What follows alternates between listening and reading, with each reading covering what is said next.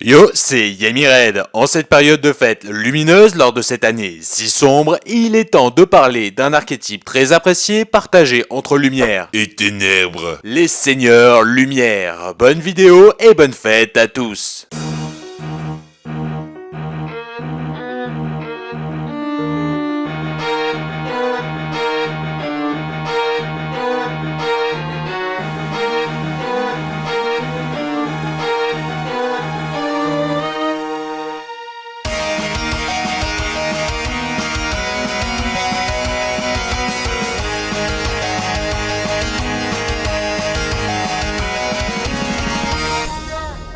Des siècles après la chute du sanctuaire céleste, l'ange Michael en expulsa les anges déchus qui en avaient fait leur refuge. Puis, sur ces ruines, Curieuse la dominatrice bâtit un tout nouveau royaume empli de lumière à l'abri du temps et des ténèbres. Les âmes égarées qui souhaitaient s'y rendre devaient subir le jugement de la dominatrice. Mais si elle décelait en eux une once de ténèbres, elle les châtiait en les détruisant. Malheureusement, plus les années passèrent, plus le nombre de ces cruels châtiments augmentait. Alors, afin de ne pas se laisser corrompre, elle se mit à écouter les diverses prières des mortels et comprit qu'en leur envoyant les anges déchus, elle leur avait aussi offert leurs ténèbres. Afin de réparer cela, elle convoqua Michael, lui fit don de ses pouvoirs afin qu'il puisse réunir une armée dans le but d'éradiquer le pouvoir des ombres chez les mortels.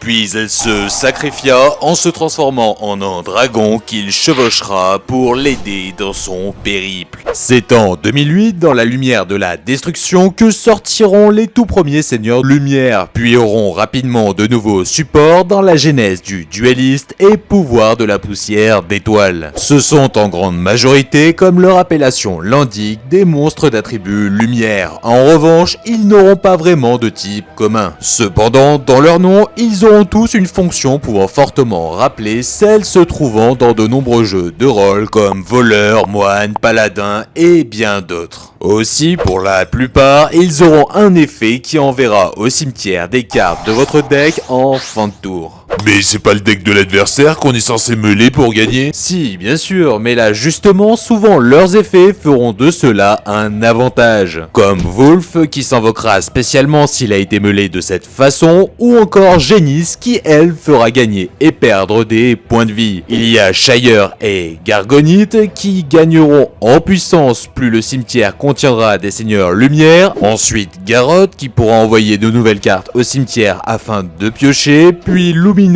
qui aura la possibilité d'invoquer des seigneurs défunts, et Ryan, son animal de compagnie qui étant flippé préférera les renvoyer au deck pour piocher. Oui, mais leurs premiers effets n'ont pas tous un rapport avec le cimetière. Exact, certains essaieront juste de nettoyer le terrain. Celestia détruira 2 cartes, Lila détruira une magie piège, Eren usera de sa non-violence de moine pour envoyer un monstre sur le deck, puis Jeanne, tirant certainement son origine de Jeanne d'Arc, tout comme ses anciennes cartes, verra sa puissance augmenter lors de son attaque, puis comme pour Lumina et Ryan, elle aura également son animal de compagnie Flip, Rico, qui détruira un monstre. Ok. Orbiorcus qui protège les seigneurs du ciblage. Quand on combine les monstres cimetières et le nettoyage de terrain, on obtient Falcor de l'histoire sans fin. Ah, c'est vrai que sur certains visuels, il y a une petite ressemblance. Bon, au vu de son nom, il ne fait pas partie de l'archétype. Cependant, il ne pourra s'invoquer que si 4 seigneurs différents se trouvent dans le cimetière. Puis il pourra raser le terrain au prix modique de 1000 points de vie. Bon, il va de soi que cet archétype possède pas mal de références religieuses ou mythologiques. Ainsi, le nom de ce dragon est clairement basé sur celui du jugement dernier. Cependant, pour les autres monstres cités précédemment, leurs références semblent assez diverses. On peut tout de même noter, comme me l'a fait remarquer l'ami Yamiro, qu'ils sont au nombre de 13, exactement comme un certain Jésus et ses apôtres. Michael le Grand voyagera au travers du temps et de l'espace à l'affût des nombreuses prières de détresse des mortels. Il usera des pouvoirs de jugement de son dragon pour éradiquer les guerres et faire reculer les ténèbres. Lors de ses nombreuses excursions, il en profitera pour recruter une armée afin de faire perdurer cette mission en attribuant des pouvoirs lumineux aux quelques âmes dignes. En peu de temps, l'armée des seigneurs lumière était fin prête. Lorsqu'ils entendront un appel de détresse, ils feront le plein de pouvoir grâce à la lumière divine du royaume, puis s'en serviront pour se rendre où ils ont été appelés. Dans un premier temps, la garde avancée ira au corps à corps, puis les lanceurs de sorts les soutiendront en arrière. Aussi, la force aérienne les protégera des ennemis volants et enfin, d'autres s'infiltreront chez l'ennemi pour les affaiblir de l'intérieur. Ensuite, ils seront jugés et les corrompus seront châtiés. Michael, lui, n'enverra son dragon qu'en cas de gros problèmes, mais il préférera se concentrer à former la fille de Curieuse, destinée à devenir la nouvelle dominatrice du royaume. En 2014, l'archétype aura son propre deck de structure complété la même année avec une sortie dans l'Alliance des duellistes ouvrant les seigneurs lumière à la synchro. Commençons donc par les syntoniseurs.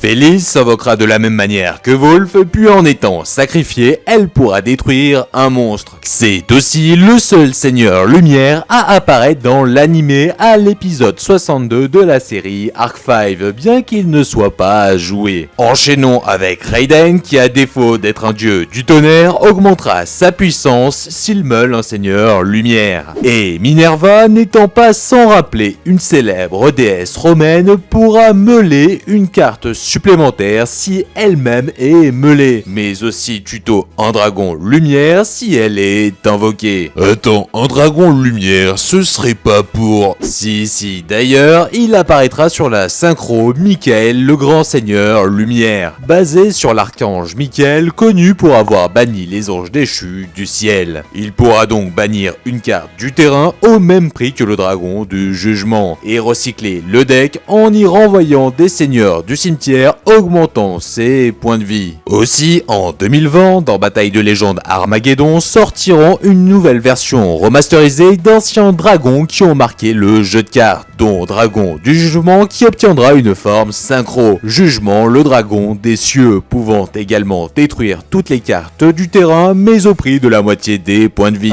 Oui, mais vu qu'il faut 4 syntoniseurs de noms différents dans le cimetière, il devient complexe à jouer dans un deck Seigneur Lumière pur, car il n'en existe actuellement que 3. Il est donc préférable de se tourner vers les ténèbres. La brigade des Seigneurs Lumière continuera sa mission de justice durant de nombreuses années. Mais un jour, alors qu'une partie se rendra dans un monde empli de ténèbres, ils seront piégés par des démons. Ces derniers useront de leur pouvoir pour obscurcir leurs esprits et leur fourniront de nouveaux équipements. Ensemble, ils iront châtier de nombreuses âmes sans appliquer aucun jugement. Alors, au royaume, l'esprit du dragon se divisa et les deux s'affrontèrent. Mais le plus sombre gagna et absorba son jumeau, faisant tomber peu à peu cet endroit dans le crépuscule. Les seigneurs corrompus profiteront de cet affaiblissement des pouvoirs du royaume pour l'attaquer et le faire tomber en ruine comme l'avait été le sanctuaire céleste avant de sombrer dans les ténèbres. En 2017, dans le code du dueliste, à la grande surprise de tout le monde, ils auront du support Dark.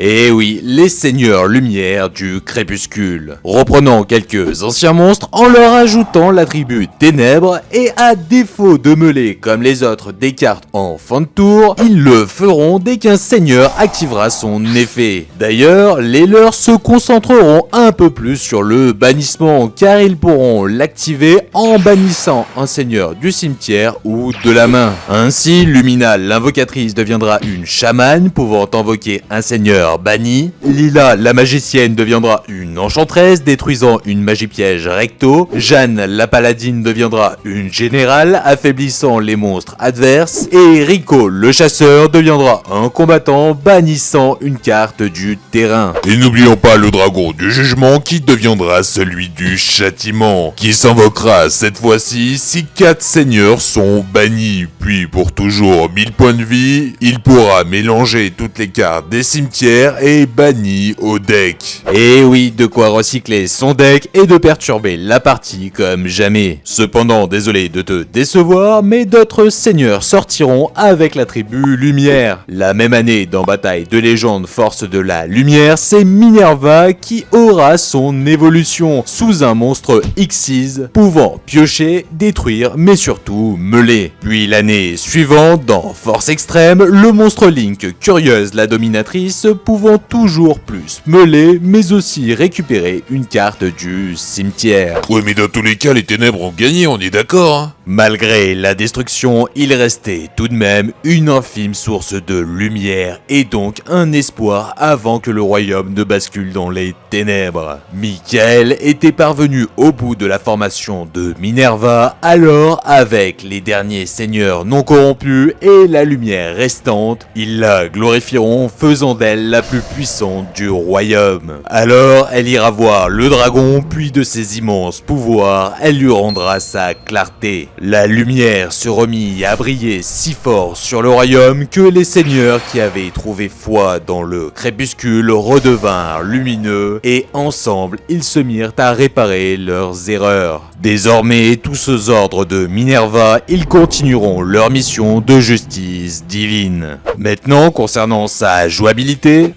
On m'a appelé? Ah bah tu tombes à pic, je vous laisse donc avec l'ami Yamiro qui pourra certainement vous en dire un peu plus que moi sur le sujet. Bonjour à tous, c'est Yamiro. J'interviens pour vous parler un petit peu du fonctionnement de l'archétype Seigneur Lumière ainsi que ses résultats officiels. Tout d'abord, le deck tourne autour de deux principaux faits de jeu. Le premier est l'effet collectif visant à envoyer un maximum de cartes du deck au cimetière, mais surtout des monstres Seigneur Lumière. Ce n'est que de cette façon que l'on pourra invoquer le grand dragon du jugement. Ce redoutable monstre vous entraînera vers une victoire assurée en ayant au minimum 4 monstres Seigneur Lumière de noms différents dans votre cimetière. Enfin, une fois cette tactique réussie, l'effet du monstre prendra l'avantage car en vous sacrifiant de 1000 points de vie, vous détruirez toutes les cartes sur le terrain sauf votre dragon. C'est le jugement dernier. Parlons un peu méta, puisque le deck fut une révélation de 2008 à aujourd'hui, mais ce n'est réellement qu'en janvier 2009 que le deck remportera la première place d'un Crossroad Box 7 par le joueur Daniel Vrabel. Grâce à son excellente synergie entre chaque carte et une osmose avec des monstres ténèbres redoutables, le deck Seigneur Lumière ou Twilight devient un des favoris des fans de Yu-Gi-Oh! Aujourd'hui malheureusement ce deck a du mal à se faire une place parmi toutes les cartes de la méta 2020.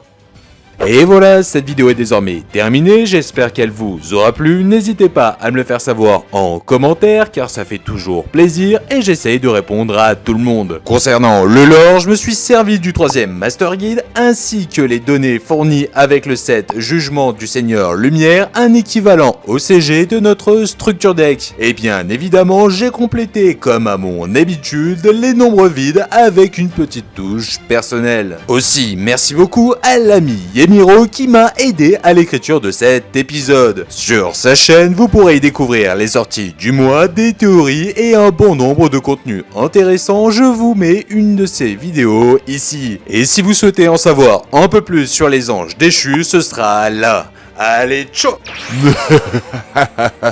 Mais qu'est-ce qui t'arrive encore? On a fait une vidéo sur la lumière alors qu'on a tous ténèbres dans nos pseudos. En même temps, en commençant par Yami, Ça a tout de suite plus de classe.